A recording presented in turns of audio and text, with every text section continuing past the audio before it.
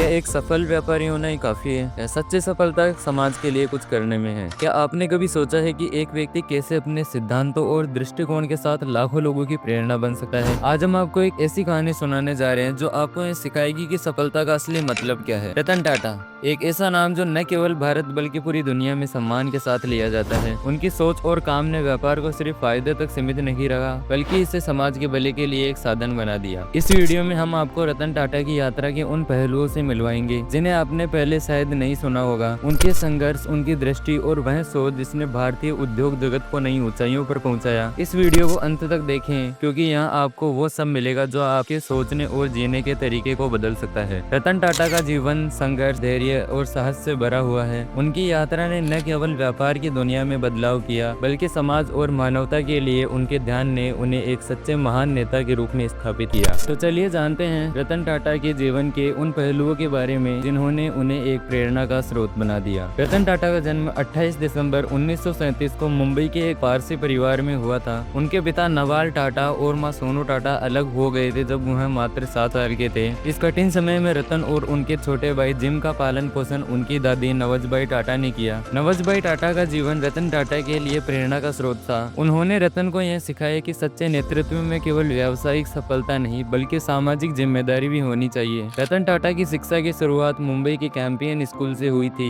इसके बाद उन्होंने अमेरिका की प्रतिष्ठित कॉर्नेल विश्वविद्यालय से आर्किटेक्चर और स्ट्रक्चरल इंजीनियरिंग में डिग्री प्राप्त की। अमेरिका में बिताए गए ये साल रतन टाटा के लिए महत्वपूर्ण थे क्योंकि इन वर्षों में उन्होंने न केवल शिक्षा में बहुत कुछ सीखा बल्कि वैश्विक दृष्टिकोण और दुनिया के अलग अलग सांस्कृतिक पहलुओं को भी समझा। यह अनुभव उनके जीवन के कई बड़े फैसलों का हिस्सा बने। कॉर्नेल विश्वविद्यालय में अपनी पढ़ाई के दौरान रतन टाटा ने यह समझा कि एक नेता को केवल व्यावसायिक दृष्टिकोण से नहीं बल्कि समाज और समुदाय के प्रति अपने दायित्वों को भी समझना चाहिए। इसके बाद उन्होंने हार्वर्ड बिजनेस स्कूल में भी एडवांस मैनेजमेंट प्रोग्राम में शिक्षा ली। अमेरिका में बिताए इन वर्षों ने उनकी सोच को न केवल वैश्विक स्तर पर फैलाया बल्कि उनके व्यावसायिक दृष्टिकोण में भी गहरी समझ विकसित की। रतन टाटा का करियर टाटा समूह में एक साधारण कर्मचारी के रूप में शुरू हुआ। उनका मानना था कि किसी भी संस्थान में सफलता तभी मिलती है जब हम मेहनत और ईमानदारी से काम करते हैं। रतन टाटा ने शॉप फ्लोर पर काम किया, निर्माण प्रक्रिया को समझा और कर्मचारियों की समस्याओं और उनकी जरूरतों को महसूस किया। यह वह समय था जब उन्होंने महसूस किया कि एक कंपनी का असली खजाना उसके कर्मचारियों की मेहनत और लगन में छिपा होता है। टाटा समूह में शुरुआत के वर्षों में रतन टाटा ने अपने सभी सहकर्मियों से यह सीखा कि व्यवसाय में सफल होने के लिए केवल महान विचारों का होना ही पर्याप्त नहीं होता बल्कि इन विचारों को काम में लाने की क्षमता भी होनी चाहिए। उन्होंने कड़ी मेहनत की और टाटा समूह के विभिन्न विभागों में अनुभव प्राप्त किया। 1981 में उन्हें टाटा इंडस्ट्रीज का प्रबंध निदेशक नियुक्त किया गया और यहीं से उनके नेतृत्व का सफर शुरू हुआ। इस सफर में उनके पास बड़े फैसले लेने की क्षमता थी लेकिन उनके फैसले हमेशा व्यावसायिक दृष्टि से ज्यादा सामाजिक उद्देश्य को ध्यान में रखते थे। जब रतन टाटा ने 1991 में टाटा समूह का चेयरमैन बनने का जिम्मा संभाला तो उस समय भारत की आर्थिक स्थिति बहुत नाजुक थी। देश में आर्थिक सुधार की जरूरत थी और रतन टाटा को यह चुनौती मिली। उनके लिए यह एक बड़ा मोड़ था क्योंकि उन्हें न केवल टाटा समूह की कार्यशैली को बदलना था बल्कि भारत के सबसे बड़े औद्योगिक समूह को वैश्विक दृष्टि से एक नई दिशा देनी थी। रतन टाटा के चेयरमैन बनने के बाद उन्होंने टाटा समूह को न केवल भारत में बल्कि वैश्विक स्तर पर एक नई पहचान दिलाने के लिए कई साहसिक कदम उठाए। सबसे पहला कदम था भारत के बाहर कारोबार का विस्तार करना। 1999 में उन्होंने टाटा कंसल्टेंसी सर्विसेज को एक प्रमुख वैश्विक आईटी सेवा प्रदाता बनाने के लिए कदम उठाया। इसके साथ ही उन्होंने टाटा मोटर्स के माध्यम से नैनो कार लॉन्च की जो पूरी दुनिया में सबसे सस्ती कार के रूप में चर्चित हुई। रतन टाटा का विश्वास था कि व्यवसाय को केवल मुनाफे के लिए नहीं बल्कि समाज के भले के लिए भी किया जाना चाहिए। टाटा नैनो का निर्माण उनकी सोच का आदर्श उदाहरण था। यह कार सिर्फ भारत में ही नहीं बल्कि पूरी दुनिया में चर्चा का विषय बन गई क्योंकि इसका उद्देश्य गरीब और मध्यम वर्ग के लोगों को सस्ती और सुरक्षित कार उपलब्ध कराना था। हालांकि व्यावसायिक रूप से यह योजना उतनी सफल नहीं हो पाई, फिर भी यह रतन टाटा के दृष्टिकोण और उनके साहस का प्रतीक है। इसके साथ ही रतन टाटा ने एक और महत्वपूर्ण कदम उठाया, जैगुआर और लैंड रोवर का अधिग्रहण। यह कदम वैश्विक व्यवसाय की दृष्टि से एक बड़ा और साहसिक निर्णय था। इन कंपनियों को अधिग्रहित करके रतन टाटा ने टाटा समूह को वैश्विक स्तर पर एक प्रमुख नाम बना दिया। उनके नेतृत्व में टाटा समूह ने एक वैश्विक ब्रांड के रूप में अपनी पहचान बनाई और यह साबित कर दिया कि एक भारतीय कंपनी पूरी दुनिया में अपनी जगह बना सकती है। रतन टाटा का जीवन केवल व्यावसायिक सफलता तक सीमित नहीं था। उनके लिए समाज और मानवता के प्रति उनका योगदान कई अधिक महत्वपूर्ण था। उन्होंने हमेशा यह सुनिश्चित किया कि टाटा समूह केवल मुनाफे के लिए नहीं बल्कि समाज के भलाई के लिए भी काम करे। उनके नेतृत्व में टाटा ट्रस्ट ने भारतीय समाज में शिक्षा, स्वास्थ्य और महिला सशक्तिकरण के क्षेत्र में कई महत्वपूर्ण योगदान दिए। रतन टाटा का मानना था कि एक कंपनी का असली मूल्य तब होता है जब वह समाज के लिए भी कुछ कर रही हो। उन्होंने टाटा ट्रस्ट के माध्यम से गरीबों के लिए चिकित्सा सेवाएं, शिक्षा के अवसर और महिलाओं की भलाई के लिए कई योजनाएं की शुरुआत की। उनका यह दृष्टिकोण आज भी टाटा समूह के कार्यों का हिस्सा है। रतन टाटा का व्यक्तिगत जीवन भी बहुत प्रेरणादायक है। वे हमेशा सादगी और विनम्रता के प्रतीक रहे हैं। उन्होंने हमेशा अपनी निजी जिंदगी को गोपनीय रखा है। उनका विश्वास था कि व्यक्ति को अपनी सफलता और सम्मान को समाज के भलाई के लिए समर्पित करना चाहिए। रतन टाटा का नेतृत्व इस बात का प्रतीक है कि एक सच्चे नेता का कार्य न केवल अपने कर्मचारियों को प्रेरित करना है बल्कि समाज का एक सही दिशा में मार्गदर्शन करना भी है। रतन टाटा का 9 अक्टूबर 2024 को 86 वर्ष की आयु में निधन हो गया और उन्होंने एक ऐसी विरासत छोड़ी जो ईमानदारी, नवाचार और समाज सेवा की प्रेरणा देती है। उनका जीवन आने वाली पीढ़ियों के उद्यमियों और नेताओं को प्रेरित करता रहेगा। उनके निधन के बाद भी उनकी विचारधारा और उनके द्वारा किए गए कार्यों की गूंज हमेशा सुनाई देती रहेगी। रतन टाटा की विरासत न केवल उनके व्यावसायिक फैसलों के लिए बल्कि उनके समाज के प्रति योगदान और नैतिक मूल्यों के लिए भी याद रखी जाएगी। उनका जीवन यह सिखाता है कि सच्ची सफलता केवल मुनाफे और उपलब्धियों से नहीं बल्कि समाज की भलाई के लिए किए गए योगदान से है। अगर आपको यह वीडियो अच्छा लगा हो तो इसे अपने दोस्तों के साथ शेयर करें और हमारे चैनल को सब्सक्राइब करें। रतन टाटा के समर्पण को जानने के बाद आपको हमारा पिछला वीडियो भी जरूर देखना चाहिए जो भारत के एक और महान नेता डॉक्टर मनमोहन सिंह की प्रेरणादायक जीवन यात्रा पर आधारित है। जानिए कैसे एक साधारण अर्थशास्त्री ने भारत के सबसे सम्मानित प्रधानमंत्री के रूप में देश को नई दिशा दी। हम जल्द ही आपके लिए और भी वीडियो लाएंगे। तब तक अपने कार्यों में ईमानदारी बनाए रखें और याद रखें, सच्ची सफलता वही होती है जिसमें समाज का कल्याण हो।